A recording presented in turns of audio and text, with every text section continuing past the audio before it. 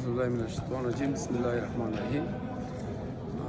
دوستان عزیز، جام مرکز زبان انگلیسی کار که البته در حدود 80 تیم از سراسر کابل، البته از ولایت هم بازیکن‌ها موجود بودن و امروز شاهد آخرین مرحله گروهی بازی هستیم که در تاریخ 8 قوس شروع بازی ها بود و البته امروز هفته جدی است که روز آخر مرحله گروهی بود.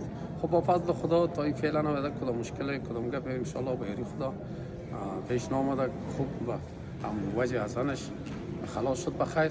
امروز مرحله گروهی ما به تمام رسید. سر از فردا بخیر، اگر از الله باشه بخیر.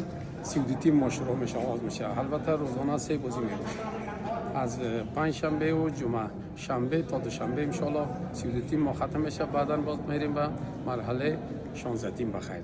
اعوذ بالله من الشیطان الرجیم. بسم الله الرحمن الرحیم.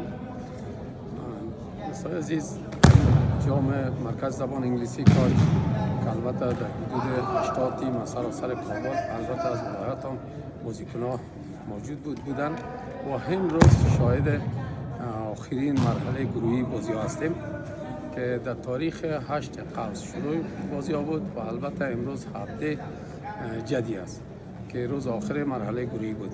خب با فضل خدا تا این فعلا نمیده کدام مشکل کدام گپ ان شاء الله به یاری خدا پیش نامده خوب و وجه حسنش خلاص شد بخیر. امروز مرحله گروهی ما به تمام رسید. سر از فردا بخیر، اگر از الله باشه بخیر. 32 تیم ما شروع میشه، آغاز میشه. البته روزانه 3 بازی میشه، از پنج شنبه و جمعه شنبه تا دوشنبه ان شاء الله 32 تیم ما ختم میشه. بعدا باز میریم به مرحله 16 تیم بخیر.